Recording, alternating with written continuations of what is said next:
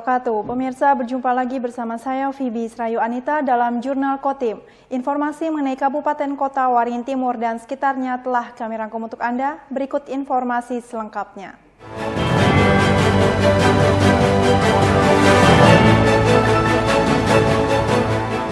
Badan Pengawas Pemilu Kabupaten Kota Waringin Timur mengajak mahasiswa untuk melakukan pengawasan terhadap potensi pelanggaran dalam pemilihan kepala daerah, sehingga pesta demokrasi dapat berjalan dengan jujur dan adil.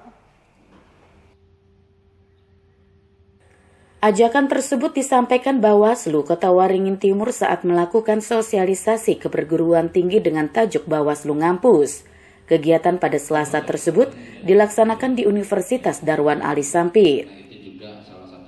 Kegiatan yang diikuti sekitar 30 mahasiswa tersebut dilaksanakan dengan menghadirkan 3 narasumber dari Bawaslu dan KPU.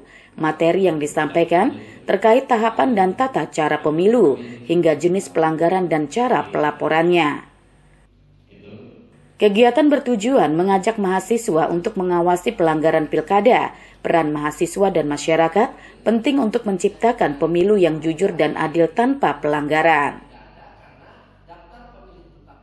Ya, pada dasarnya Bawaslu Kapkotim ini punya program untuk pengawas partisipatif. Dengan melibatkan teman-teman mahasiswi itu salah satu harapan kami supaya pengawasan pemilihan 2024 ini kami punya pasukan relawan di bawah. Kami juga meminta untuk mahasiswa juga untuk ikut turut serta dalam pengawasan pemilihan bupati, wakil bupati, gubernur dan wakil gubernur. Dengan keterbatasan SDM di Bawaslu dan jajaran ad hoc di bawah, kami juga perlu pasukan masyarakat untuk ikut juga berperan dalam pemilihan bupati dan wakil bupati, gubernur dan wakil gubernur. Kegiatan Bawaslu Ngampus disambut baik oleh mahasiswa. Dengan pemahaman terkait pelaksanaan pilkada yang didapat, mereka dapat berperan aktif melakukan pengawasan pelanggaran. Mahasiswa mengaku siap melakukan pengawasan dengan harapan pilkada berjalan aman dan lancar tanpa adanya kecurangan. Untuk sebagai saya mahasiswa sangat membantu ya Pak ya, untuk kayak lebih jelas lagi gimana pemilu nanti.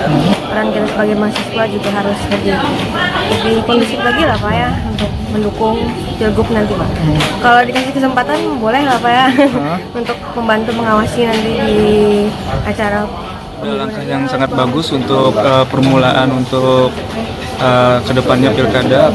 Ini sudah mahasiswa sudah mendapat sosialisasi yang bagus. Nanti kedepannya mungkin pilkada tahun ini lebih baik lagi ke depannya. Kalau saya setuju banget untuk pilkada tahun ini kita bersama-sama membantu pemilihan sekarang ini lebih terbuka, lebih terpantau dan lebih terorganisir pastinya gitu. Kami dari Universitas Darwan Ali juga pasti akan setuju sekali dengan membantu pilkada tahun ini. Jika menemukan dugaan pelanggaran, mahasiswa maupun masyarakat dapat melaporkan ke Bawaslu dengan menyertakan bukti foto atau video. Masud Badarudin, Hayat TV. Badan Penanggulangan Bencana Daerah Kota Waringin Timur lakukan penyusunan dokumen rencana penanggulangan bencana. Dokumen sebagai acuan penanggulangan bencana yang terarah sehingga dampak buruk yang ditimbulkan dapat dicegah. Penyusunan dokumen rencana penanggulangan bencana merupakan tindak lanjut dari kajian resiko bencana yang sebelumnya dibuat pada tahun 2022 lalu. Kajian itu menjadi gambaran lokasi serta potensi bencana yang dapat melanda Kota Waringin Timur.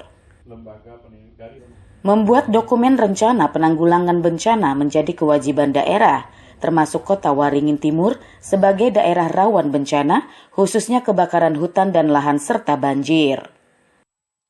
Dengan penanggulangan bencana yang terencana dengan matang, maka resiko dapat diminimalisir melalui berbagai kegiatan, dan dampak buruk yang ditimbulkan dari suatu bencana dapat dicegah. Itu wajib daerah menyusun rencana penanggulangan bencana. Jadi ini seperti RPJMD tapi untuk penanggulangan bencana. Jadi setelah kita tahu risiko bencananya di dalam dokumen kajian risiko bencana. Nah, kita akan melakukan intervensi kegiatan-kegiatan apa untuk mengelola bencana tersebut. Jadi misalkan di Kota Waringin ada beberapa bencana prioritas, misalkan banjir, kebakaran hutan dan lahan. Nah, 5 tahun ke depan untuk menjawab isu-isu tersebut, menyelesaikan masalah-masalah bencana tersebut, kita perlu rencana yang terstruktur. Itu seperti apa? Nah, di sini kita berkumpul menyusun dokumen tersebut.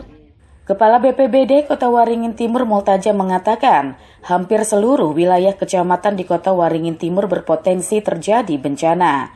Dengan adanya dokumen rencana penanggulangan bencana, daerah lebih siap melakukan mitigasi bencana.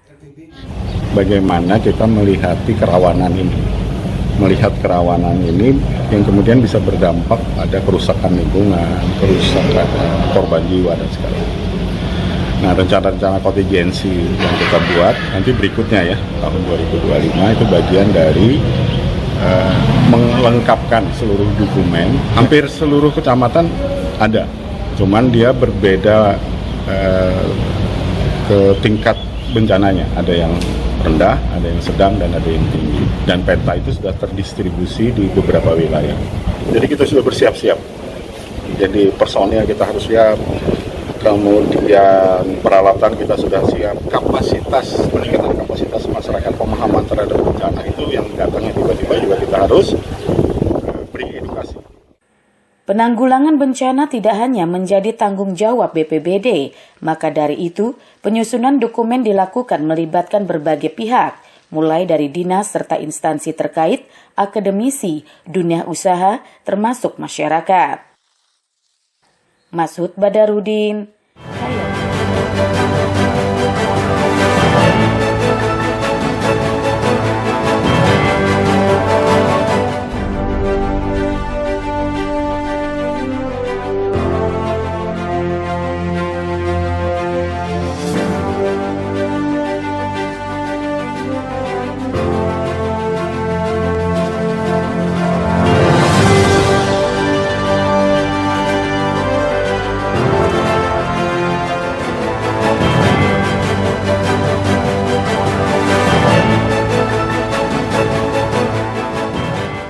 Pejabat atau PJ Bupati Budi Santoso meresmikan unit layanan disabilitas bidang pendidikan di Kabupaten Kota Waringin Barat pada Selasa pagi 3 September. Kegiatan ini dilakukan setelah PJ Bupati memimpin apel pagi sekaligus penanaman pohon di Dinas Pendidikan dan Kebudayaan. Peresmian gedung unit layanan disabilitas atau ULD yang berlokasi di Kompleks SKB Kota Waringin Barat tersebut turut dihadiri oleh Ketua TPPKK dan Sekretaris Daerah Kota Waringin Barat.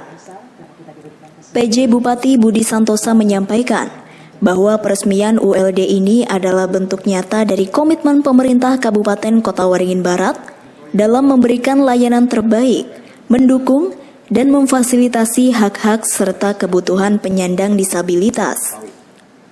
Setiap individu tanpa memandang kondisi fisik atau mental memiliki hak yang sama untuk mendapatkan layanan dan kesempatan yang setara.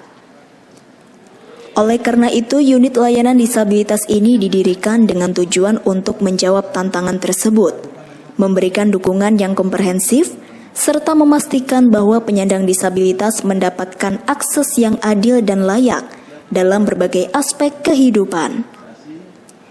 Pemerintah Kabupaten Kota Waringin Barat terus berupaya menjamin akses pendidikan, kesehatan, dan pekerjaan bagi penyandang disabilitas, serta membangun infrastruktur yang ramah disabilitas untuk menciptakan lingkungan yang bebas hambatan.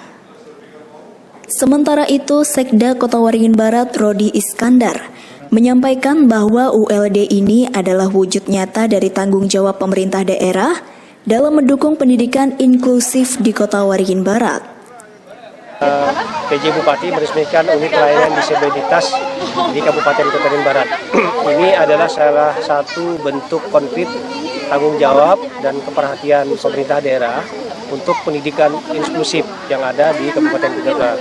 Kita tahu bahwa anak-anak didik kita yang berkebutuhan khusus ini harus segera ditangani, harus mendapat pendidikan yang tanpa membedakan tempat, suku, agama, dan kesetaraan. Jadi harus memang, oleh karena itu ULB ini adalah unit layanan disabilitas ini bagian awal screening untuk anak-anak yang berkebutuhan khusus. Selanjutnya akan disebarkan di sekolah-sekolah inklusi yang sudah ditetapkan oleh pemerintah daerah. Sesuai dengan program dan inovasi rekan-rekan kami di Dinas, hari ini resmi 2 kegiatan yang diresmikan oleh langsung PJ Bupati dan Pak Sekda maupun Bunda PAUD. Yang pertama adalah peresmian unit layanan disabilitas, artinya ini untuk menangani atau jejak awal untuk screening para orang yang atau anak yang berkebutuhan khusus.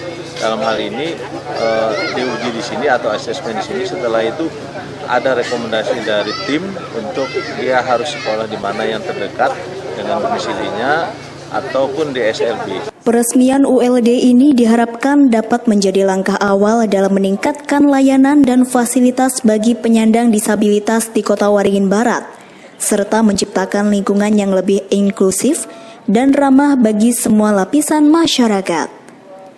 Di akhir acara peresmian unit layanan disabilitas ini dilakukan penanaman pohon penghijauan berupa bibit kayu ulin yang dilakukan di halaman ULD. Jamri, SBTV. Dalam peringatan HUT ke-79 Kejaksaan Negeri Kota Waringin Barat merilis laporan kinerja mereka selama periode Januari hingga Agustus 2024, mulai dari perkara pidana, perdata dan tata usaha negara, pidana umum dan pidana khusus, hingga layanan informasi, pelayanan hukum, serta pemulihan dan penyelamatan keuangan negara. Kegiatan rilis capaian kinerja Kejari Kota Waringin Barat selama tahun 2024 tersebut dipimpin langsung oleh Kepala Kejaksaan Negeri Kota Waringin Barat, Joni Azebua, serta didampingi lengkap para Kasih dan Kasubag. Yang pertama dalam bidang perdata dan tata usaha negara, Kejari Kobar mencatat penyerapan anggaran sebesar 37,37%. Kejari Kobar juga berhasil menangani 2 perkara penting yang melibatkan PT Pelindo 3. Hal ini menurut Joni menunjukkan komitmen buat Kejari Kobar dalam menjaga kepentingan negara dan perusahaan BUMN di wilayah mereka. Selain itu, menurut Joni Azebua, Kejari Kobar juga fokus pada pelayanan hukum kepada masyarakat. Di antaranya 6 kegiatan pelayanan hukum gratis di wilayah Kabupaten Kobar sejak Januari hingga Agustus yang lalu. Dalam perkara tindak pidana umum, ada sebanyak 270 perkara yang mampu diselesaikan oleh Kejari Kobar. Mulai dari tindak pidana pencabulan, persetubuhan, hingga pencurian menjadi daftar perkara yang banyak diselesaikan pihaknya. Meski demikian, Kepala Seksi Tindak Pidana Umum Budi Murwanto mengakui bahwa khususnya tindak pidana narkotika tidak kalah mendominasi akhir-akhir ini. Selanjutnya penyelesaian di bidang penuntutan sebanyak 259 perkara dan upaya hukum dan eksekusi 249 perkara. Kemudian pada tindak pidana khusus terdapat penyelidikan terhadap 2 perkara yang saat ini telah ditingkatkan ke tahap penyidikan dari 2 tersangka. Kita bergerak di bidang tindak pidana khusus. Di bidang tindak pidana khusus di tahun ini kita telah melakukan penyelidikan 2 perkara, yakni pungli pada aset desa, kemudian penyalahgunaan penggunaan dana BUMDes Pandu Sejahtera, dan penyelidikan ini sudah kita tingkatkan ke penyidikan, yang mana di dalam penyidikan kemarin kita telah melakukan penahanan terhadap 2 orang tersangka yang kita press release kemarin, di mana yang 2 orang tersebut kita titipkan sementara di Lapas Pangkalan Bun. Perkara itu diungkap terjadi di Kecamatan Pangkalan Lada, yakni adanya pungli aset desa berupa jual beli kios di Pasar Desa Karangmulia di tahun anggaran 2020 silam. Lalu penyalahgunaan penggunaan dana BUMDes Pandu Sejahtera di Desa Pandu Senjaya dalam tahun anggaran 2017-2023. Sementara itu, Kejari Kobar juga berhasil melakukan pemulihan keuangan negara sebesar Rp1.3.192.241 serta menyelamatkan senilai Rp923.338.800 dalam bidang eksekusi dan hukum. Tidak kalah penting, dirinya mengajak kepada masyarakat agar turut andil membantu Kejari dalam hal ini untuk menyampaikan laporan jika ditemui dugaan tindak pidana, khususnya kasus korupsi. Tim Liputan, SBTV. Demikian pemirsa berita dari Kota Waringin Barat tadi sekaligus menutup jumpa kita pada kali ini. Saya Fibi Srayu Anita mewakili jajaran yang bertugas, mohon undur diri dari hadapan Anda. Terima kasih dan sampai jumpa. Wassalamualaikum warahmatullahi wabarakatuh.